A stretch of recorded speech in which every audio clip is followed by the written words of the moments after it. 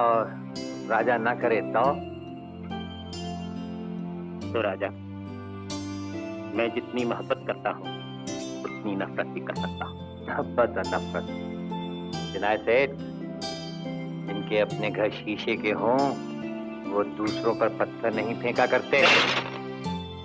आदाब, नमस्कार, सत श्री अकाल, अस्सलामु अलैकुम, जय हिंद, जय भारत। मैं यावर हुसैन अजीम हस्तियाँ यूट्यूब चैनल पर आप सभी नाजरीन के सामने एक बार फिर से हाजिर हूँ नई हस्ती से रूबरू कराने के लिए। नाज़रीन हजरात, उम्मीद करता हूँ आप सब लोग खैरियत से होंगे और आप सभी की दुआओं से मैं भी खैरियत से हूँ। हिंदी फिल्मी दुनिया के अंदर यूँ तो कई सितारों ने अपने दमदार अदाकारी से लोगों के दिलों पर राज किया, लेकिन वहीं एक ऐसा सितारा भी गुजरा है जिसने नाजरीन के साथ साथ फिल्मी दुनिया के अंदर भी लोगों के दिलों पर राज किया और फिल्मी दुनिया के राजकुमार कहलाए गए। ये बच्चों के खेलने की चीज नहीं, हाथ कट जाए तो खून निकल आता है। और इन नंगों की बारात में ये वर्दी वाला दूल्हा नहीं जाएगा वागले, इसके भी कपड़े उतार डालो। वो अपनी बेहतरीन डायलॉग डिलीवरी की अदायगी से फिल्मी दुनिया के बेताज बादशाह कहलाए गए कुलभूषण पंडित उर्फ राजकुमार। कुलभूषण पंडित उर्फ राजकुमार 8 अक्टूबर 1926 को पाकिस्तान के सूबे बलूचिस्तान में पैदा हुए। उन्होंने ग्रेजुएशन की पढ़ाई पूरी करके मुंबई में आए और वहां पर माहिम पुलिस स्टेशन में सब इंस्पेक्टर की नौकरी की। एक रात जब वो गश्त पर टहल रहे थे तो उनके एक सिपाही ने उनसे कहा कि सरकार, आपका रंग रूप और कद काठी बिल्कुल फिल्मी हीरो की तरह है, तो आप किसी फिल्म में हीरो क्यों नहीं बन जाती।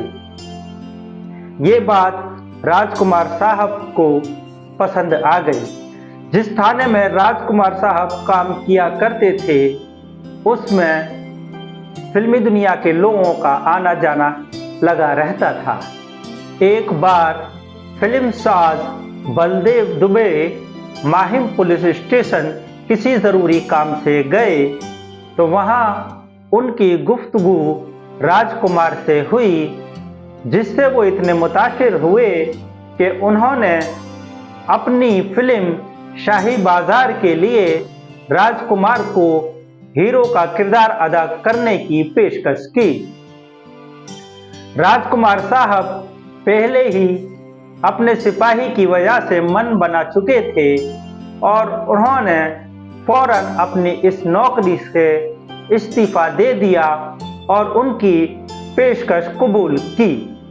शाही बाजार फिल्म बनने में काफ़ी वक्त लगा, जिसकी वजह से राजकुमार साहब को अपनी ज़िंदगी गुजारना मुश्किल पड़ गया। इसलिए उन्होंने 1952 में रिलीज़ हुई फिल्म रंगीली में एक छोटे से किरदार कबूल किया और ये फिल्म कब आई और कब चली गई पता भी नहीं चला।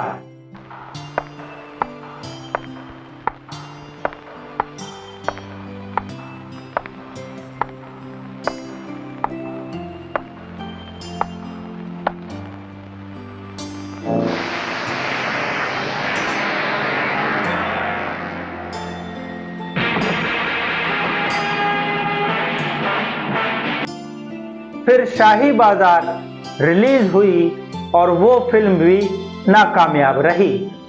शाही बाजार की नाकामयाबी के बाद उनके रिश्तेदारों ने कहा कि तुम्हारा चेहरा हीरो बनने के लायक नहीं, तुम विलन का किरदार अदा करो।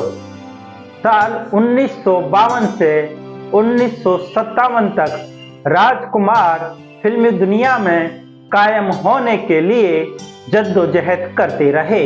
रंगीली फिल्म के बाद उन्हें जो भी किरदार मिले वो कबूल करते चले गए। इस बीच उन्होंने अनमोल, सहारा, अफसर, घमंड, नीलमणि, कृष्ण सुदामा जैसी फिल्में की। ये फिल्में भी नाकामयाब रहीं। 1957 में रिलीज हुई महबूब खान की फिल्म मदर इंडिया में उन्होंने एक किसान के छोटे से किरदार अदा किया। जो ये फिल्म नरगिस को मरकज में रखकर बनाई गई थी, लेकिन उन्होंने अपने किरदार में ऐसा काम किया, उनके इस किरदार से पूरी दुनिया में उन्हें मशहूरियत मिली और एक नई पहचान बनी। बैठे हो, हमें मालूम है, इसीलिए तो जूते तुम्हारे मुंह के सामने रखे हैं। तुम जैसे गद्दारों से हम नहीं, हमारे जूते ही मुंह लगाते हैं। सूर्यदेव सिंह, ब्रिगेडियर सूर्यदेव सिंह, भूल कैसे गए? हम आज भी ब्रिगेडियर हैं, कल भी ब्रिगेडियर थे। जेल में आना तो एक नाटक था तुम जैसे मुजरिम तक पहुंचने के लिए। और ये रहे तुम्हारे काम के कागज, ये हमारा रिहाई का ऑर्डर और ये है तुम्हारी गिरफ्तारी का वारंट। और इस फिल्म की कामयाबी से राजकुमार फिल्मी दुनिया में बतौर हीरो कायम हो गए। साल 1959 में रिलीज हुई फिल्म पैगाम में उनके सामने फिल्मी दुनिया के बेताज बादशाह दिलीप कुमार थे। उन्होंने ऐसा किरदार अदा किया कि खूब वाहवाही लूटने में कामयाब रहे।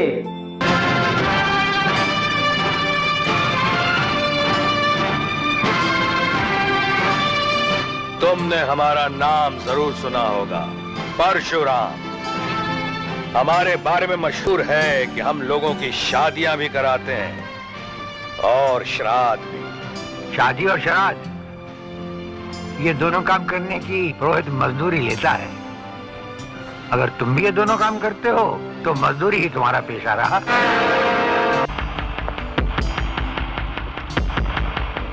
याद करो वो दिन जब तुमने ये वर्दी पहनने से पहले एक कसम खाई थी, याद करो। इसके बाद राजकुमार ने दिल अपना, प्रीत पराई, घराना, गोदान, दिल एक मंदिर, दूध का चांद जैसी कामयाब फिल्मों से ऐसे दौर में पहुंच गए जहां वो अपने मन माफिक किरदार चुनने लगे। और आज का मजदूर अपने पांव की ठोकरों से बड़े बड़े बादशाहों की तकदीर लिखता भी है और मिटाता भी।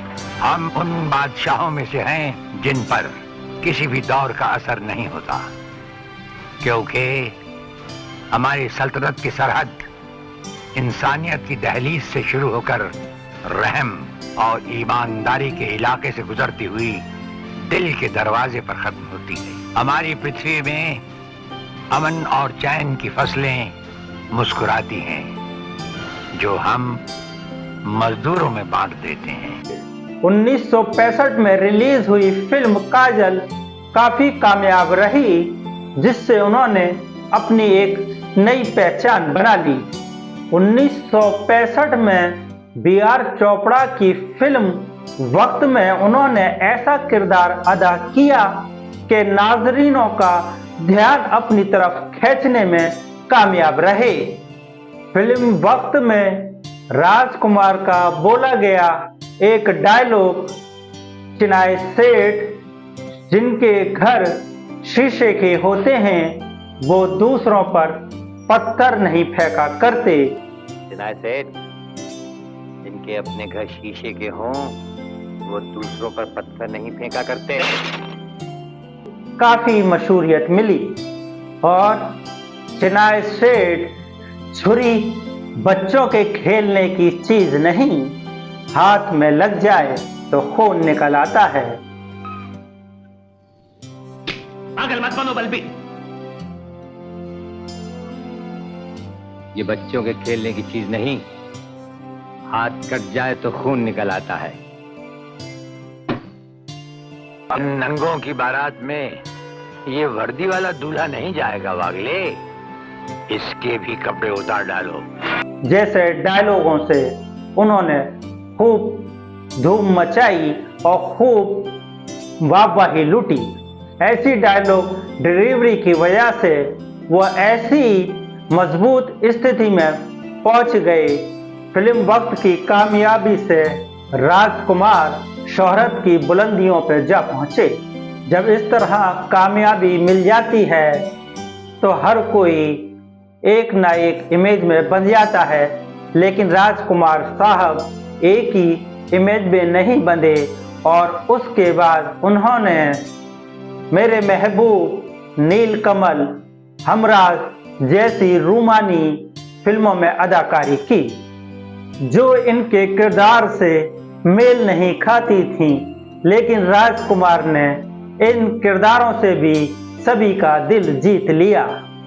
सन 1978 में कर्मयोगी में राजकुमार का नया किरदार देखने को मिला। मैं पूछता हूँ वो हमारी खाता है क्या हम उसकी? इसमें आपकी और हमारे खाने की बात कहाँ से आ गई? तो ये है ब्रिगेडियर, आप यहाँ अचानक आप पधारे हैं और हम आज का सारा वक्त औरों को दे चुके हैं। आखिर हम सब जनता ही के तो सेवक हैं। कुर्सी मिलने पर ये समझ लेना कि सारी सरकार आप ही की है, इसे हम कैसे मान लें? इस फिल्म में उन्होंने दो अलग अलग तरह के किरदार निभाने में छाप छोड़ी। उन्होंने एक ही तरह के किरदार निभाने से बचने के लिए मुख्तलिफ तरह के किरदारों को निभाया। इसी तरह 1980 में रिलीज फिल्म बुलंदी में अलग किरदार में नजर आए। उसके बाद राजकुमार ने कुदरत, धर्मकांटा, शरारा, एक नई पहेली, जंगबाज, मरते दम तक, पुलिस पब्लिक, सूर्या जैसी कामयाब सुपरहिट फिल्मों में काम किया और अपनी मशहूरियत कायम रखी। 1991 में रिलीज सौदागर फिल्म में उनके किरदार को देखने के नए आयाम मिले।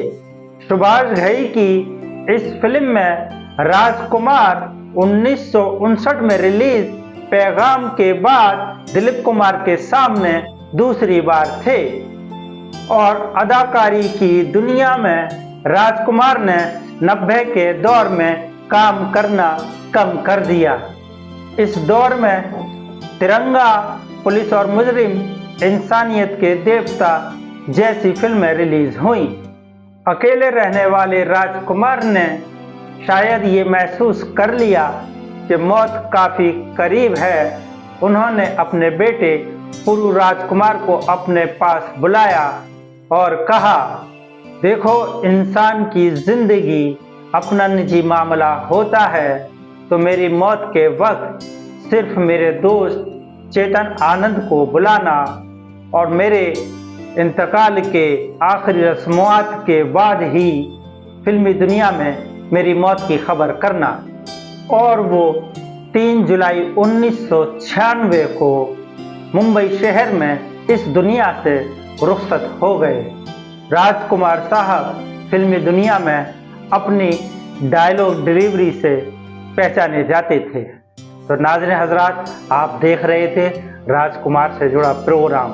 तो नाज़रीन हजरात, उम्मीद करता हूँ आप सभी लोगों को ये प्रोग्राम ज़रूर पसंद आया होगा और आप सभी लोगों का बहुत बहुत शुक्रिया है जो आप सभी लोग मुझे इतना प्यार देते हैं, मेरी हौसला अफजाई करते हैं, मुझे कमेंट करते हैं। नाज़रीन हजरात, मेरे कमेंट करने वालों में हैं डॉक्टर अकील, खिजार खान, आदिल सैफी, आदिल खान, अफनान, अजहर, अकबर मिर्ज़ा, गजाला मिर्ज़ा, जुबैर मिर्ज़ा और काफ़ी सारे लोग मुझे कमेंट करके मेरी हौसला अफजाई करते हैं। बब्बू कुरैशी और इम्तियाज़ अली, ये सब लोग भी मुझे कमेंट करते हैं। तो आप सभी लोगों का बहुत बहुत शुक्रिया। अस्सलामु अलैकुम, जय हिंद, जय भारत।